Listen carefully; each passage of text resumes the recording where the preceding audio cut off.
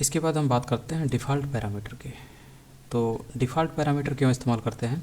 Default parameter का मतलब है if you call the function without argument it uses the default value. इसके कहने का मतलब ये है कि अगर आपने इसको करके देखते हैं, अगर आपने यहाँ पर थोड़ा सा छोटा करते हैं, ठीक है, अगर आपने यहाँ पे कोई फंक्शन ये इस फंक्शन की कॉल किया, यहाँ पर 4 बार फंक्शन की कॉलिंग हुई जैसा कि आपको दिख रहा होगा। तो अगर आपने यहाँ पर कोई फंक्शन कॉल करते समय उसके अंदर वैल्यू सप्लाई नहीं की, ठीक है, वैल्यू सप्लाई नहीं की जैसे इस केस में किया जा रहा है, ठीक है, तो क्या होगा, ये डिफ़ॉल्ट वैल्यू, ठीक है, ये जो डिफ़ॉल्ट वैल्यू है ये इस्तेमाल हो पाएगी यहाँ पर, बस इतना इसका यूज होता है, ठीक है। जैसे कि इसमें वैल्यू भेजी जा रही है, ठीक है, तो ये वैल्यू क्या काम करेगी, इस नॉर्वे को रिप्लेस कर देती है, ठीक है, क्योंकि ये क्या है, एक पैरामीटर है और ये इसकी वैल्यू है, ठीक है। तो ये वैल्यू यहाँ पे दे दी गई है, यहीं पे दे दी गई फंक्शन की डिफिनीसन में, ठीक है, ये फंक्शन है, इसकी डिफिनीसन में ही पैरेंथेसिस में दे दिया गया, ठीक।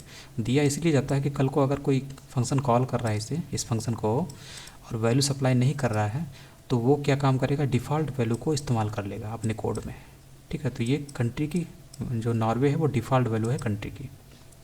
लेकिन हम यहाँ से फंक्शन को कॉल कर रहे हैं, तब क्या होगा, तब ये वैल्यू जाकर इसको रिप्लेस कर देगी, यानी कंट्री में कौन सी वैल्यू आ जाएगी आपकी, स्वीडन आ जाएगी, ठीक है, क्योंकि हम यहाँ से सेंड कर रहे हैं, कॉल कर रहे हैं और कॉल करते समय हम वैल्यू यानी आर्गूमेंट भी सेंड कर रहे हैं, ठीक। तो ये वैल्यू जाके इसको रिप्लेस करेगी और इस कोड में कंट्री की वैल्यू क्या हो जाएगी, स्वीडन। तो आपको पहली लाइन स्वीडन दिखेगी, ठीक। उसी तरीके से इंडिया, ये लाइन यहाँ पे इसको जाकर रिप्लेस करेगी, तो ये लाइन आ जाएगी आई एम फ्रॉम इंडिया, ठीक है। लेकिन तीसरा वाला केस जिसके लिए जो पूरा बताया जा रहा है उसमें यही है कि अगर आप यहाँ से कोई वैल्यू या आर्गूमेंट भेजना भूल जाते हैं, फंक्शन को कॉल करते ही या भूल भी जाते हैं, कोई चीज़ भेजते ही नहीं है, तो उस केस में क्या होगा, फंक्शन अपनी जो डिफ़ॉल्ट वैल्यू है उसका इस्तेमाल करेगा और आई एम फ्रॉम यहाँ पे नॉर्वे आएगा, ठीक है। बस इसका इतना इस्तेमाल है। तो ये होता है हमारा डिफ़ॉल्ट वैल्यू। इसके बाद आता passing list as an argument.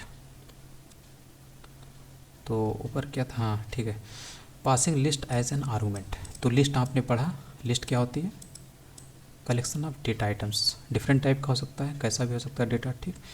तो उस लिस्ट को भी हम सेंड कर सकते हैं। नॉर्मली हम लोग सिंगल वैल्यू भेज रहे थे, तो इसके अलावा हम पूरी लिस्ट को भी सेंड कर सकते हैं, ठीक है। जैसे यहाँ पर ये लिस्ट आपने डिफाइन की, ठीक है, ये लिस्ट, इसके आइटम यहाँ पे दिख रहे हैं, इसका नाम रखा गया लिस्ट का नाम फ्रूट्स, और इसी को आप इस फंक्शन की कॉलिंग में क्या कर रहे हैं, सेंड कर रहे हैं, कहाँ पर, फंक्शन की बॉडी में, फंक्शन डिफिनीसन में। तो ये फंक्शन की डिफिनीसन है, यहाँ पर डेफ कीवर्ड का इस्तेमाल किया गया, माई फंक्शन, और उसके बाद यहाँ पर ये हमारा पैरामीटर जो कि इससे आने वाली वैल्यू को रिसीव करता है, ठीक है, यानी इसको रिसीव करता है। और ये क्या है, एक लिस्ट है, तो ये क्या हो जाएगा, एक लिस्ट के रूप में हो जाएगी, यानी कि एक्चुअल में ये क्या हो जाएगा, जब आप यहाँ पर इसको देखेंगे, जब यहाँ पर आप इसको देखेंगे तो ये फ्रूट इसमें रिसीव होगी, ठीक है। ये क्या होता है, एक वेरिएबल हो, तो वेरिएबल ही तो होता है, यानी कि एक पैरामीटर है या वेरिएबल है।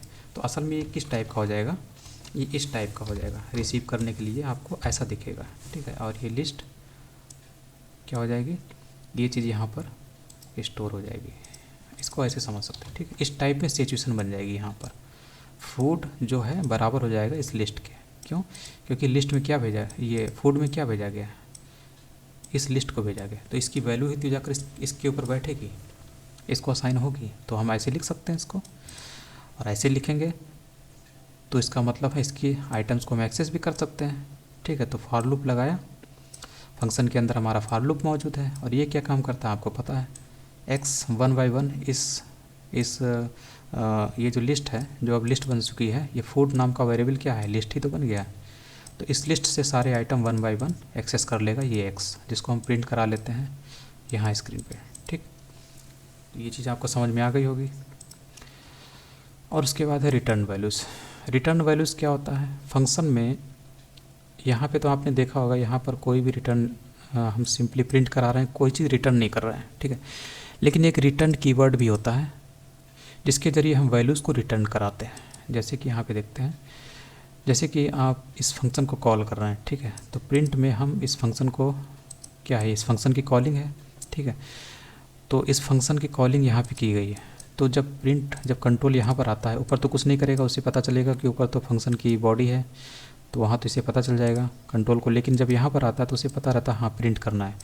लेकिन जब वो अंदर आता है तो देखता है अरे ये तो एक फंक्शन की कॉलिंग है, तो कंट्रोल सीधे इसकी बॉडी पे जंप करता है। यहाँ पर जंप करने के बाद ये वैल्यू भी साथ ले जाता है, तो 3 जो है एक्स में स्टोर हो जाता है इस पैरामीटर में, इस वेरिएबल में।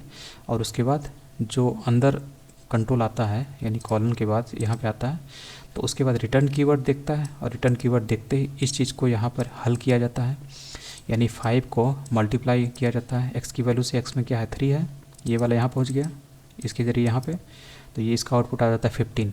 फिर 15 को ये जो रिटर्न कीवर्ड होता है ये 15 को सेंड कर देता है उस जगह पर जहाँ पर इस फंक्शन को कॉल किया गया है। तो इस फंक्शन को कॉल कहाँ से किया गया, यहाँ से, तो इसी जगह पर आकर ये 15 आकर बैठ जाता है, क्योंकि यहाँ पे रिटर्न कीवर्ड लिखा गया है। रिटर्न कीवर्ड से आउटपुट उसी जगह पे सेंड कर दिया जाता है जिसने इस फंक्शन को कॉल किया है। तो कॉल इसने किया तो यहीं पर आकर 15 आके बैठ जाएगा, ठीक है, जिसको हम प्रिंट मेथड के ज़रिए प्रिंट कराते हैं। तो आप प्रिंट 15 यानी आपको ये 15 दिखता है आउटपुट, ठीक है। इसी तरीके से ये दोनों भी ऐसे ही काम करती हैं, ठीक। ये होता है यहाँ पर। अब ज़रूरी नहीं कि आप यहाँ से कोई चीज़ भेज रहे हैं उसका इस्तेमाल कर रहे हैं और उसके बाद इसी को हम यहाँ पे सेंड भी कर रहे हैं, ये मतलब रिटर्न कीवर्ड इसी को यहाँ पे सेंड कर रहा है, ठीक है। तो ज़रूरी नहीं कि आप यहाँ से यही चीज़ रिटर्न करिए, आप कुछ भी कर सकते हैं। यहाँ पे आपको स्ट्रिंग रिटर्न कर दीजिए, ठीक, ये रिटर्न कर दीजिए, ये आके यहाँ पे बैठ जाएगी इस जगह पर, ठीक। लेकिन इससे होगा कि आपने एक्स का इस्तेमाल ही नहीं किया, लेकिन उससे क्या मतलब है, आपने तो यहाँ से ARB रिटर्न कर दिया, ARB नाम की स्ट्रिंग, तो यहाँ पर आके क्या बैठेगी, स्ट्रिंग ही बैठेगी। तो इस पहली वाली लाइन से आपको ARB मिल जाएगा यहाँ पर, ठीक।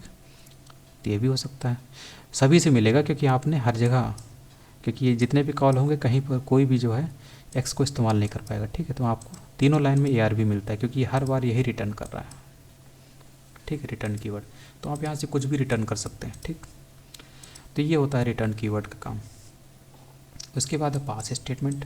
तो पास स्टेटमेंट को पहले पढ़ा था, जब आप फंक्शन में कोई चीज़ देते हैं, ठीक है, फंक्शन में कोई ना कोई कोड लिखते हैं, कोड लिखने के बाद उसे एग्जीक्यूट कराते हैं, लेकिन आप चाहते हैं कि फंक्शन के अंदर कोई चीज़ लिखी ना हो, कुछ भी कोड नहीं है, तो उस केस में आप कोई टेस्टिंग पर्पज़ से इसका इस्तेमाल कर रहे होंगे, फंक्शन का नाम इस्तेमाल कर रहे होंगे, तो ऐसे केस में एरर आने की चांसेस होती है, एरर आ जाती है।